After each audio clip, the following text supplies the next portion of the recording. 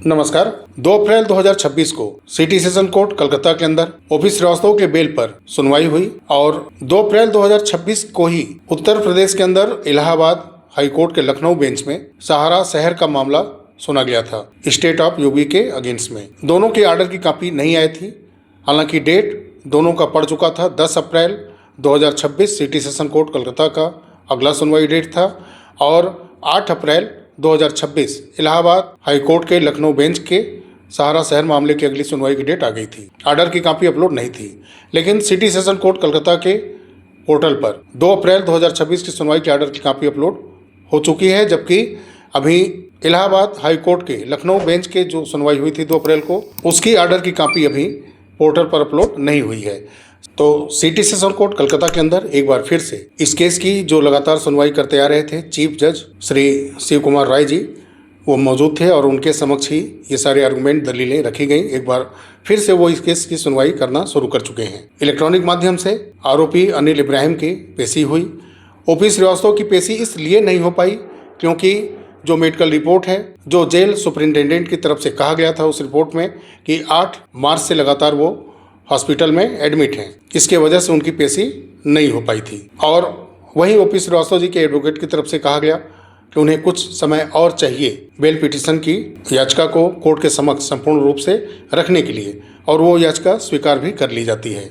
वहीं ओपी श्रीवास्तव के medical report पर कोर्ट की नज़र लगातार बनी हुई है और कोर्ट की तरफ से ये भी कहा जाता है कि 17/4/2026 के अंदर सुपरिंटेंडेंट प्रेसिडेंसी करेक्शनल होम की तरफ से एक कंप्लीट मेडिकल रिपोर्ट कोर्ट के समक्ष प्रस्तुत की जाए और फिर वहीं पर ईडी के पब्लिक प्रोसिक्यूटर की तरफ से जो मेडिकल रिपोर्ट है उसको देने की बात कही जाती है। उसके लिए प्रेयर कोर्ट के समक्ष किया जाता है। वहीं ओपी श्रीवास्तव के एडवोकेट के तरफ से भी कोर्ट से ये प्रेयर किया जाता है कि जो superintendent residency correctional of home की मेडिकल रिपोर्ट है उसकी प्रति उन्हें भी दी जाए, यानी कि इन्फोर्समेंट डायरेक्टरेट के पब्लिक प्रोसिक्यूटर और ओपी श्रीवास्तव के एडवोकेट दोनों लोगों ने रिपोर्ट के लिए डिमांड की और रिपोर्ट को उन्हें सौंपने के लिए कोर्ट ने आदेश भी जारी किया।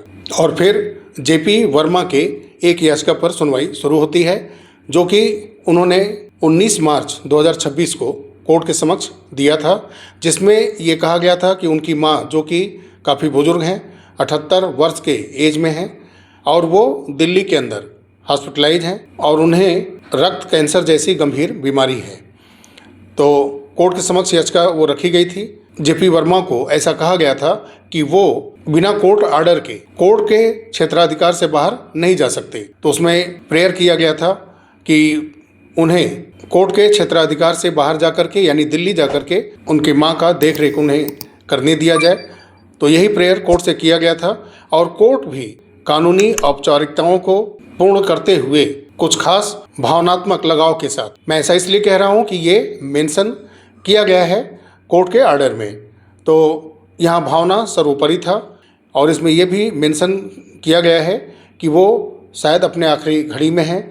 तो जेपी वर्मा के भावना का पूरा ख्याल रखते हुए उन्हें 3 अप्रैल से 9 अप्रैल के बीच में अपनी मां से मिलने का और उनका देखरेख करने का आर्डर कोर्ट की तरफ से दिया जाता है, जिसका विरोध ईडी के तरफ से मौजूद पब्लिक प्रोसिक्यूटर भी नहीं करते हैं। 10 अप्रैल को जो 9 अप्रैल तक जेपी वर्मा अपनी मां से जाके मिल सकते हैं, उनका देखरेख कर सकते हैं, तो उस पर सुनवाई होगी। उन्हें फिर अधिकारी के समक्ष उपस्थित होना होगा, कोर्ट के समक्ष वो आएंगे और 10 अप्रैल को जांच अधिकारी द्वारा कोर्ट के समक्ष रिपोर्ट प्रेषित किया जाएगा। वहीं अनिल इब्राहिम को 16 अप्रैल तक जुडिशियल कस्टडी में भेज दिया गया। तो वहीं ओपी श्रीवास्तव के बेल पिटीशन पर 17 अप्रैल 2026 को सुनवाई होगी। तो ये कुछ आंशिक 2 अप्रैल के आर्डर के बारे में आपके समक्ष हमने बातें रखी हैं।